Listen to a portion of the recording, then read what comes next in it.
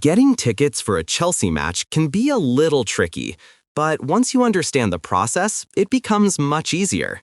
Chelsea uses a membership-based ticketing system. If you're a member, you'll get early access to tickets during the priority sale. This is especially helpful for big games like Premier League clashes or European matches at Stamford Bridge. After members have had their chance, any leftover tickets are released for general sale. Because the stadium isn't very big and demand is high, tickets usually sell out quickly. That's why being a member gives you the best shot at getting seats directly from the club. If you're not a member, you still have a couple of options. The first is general sale. This happens after the member-only window closes, but availability is usually very limited, especially for top matches. If you want to try this route, it's important to act fast the moment tickets are released.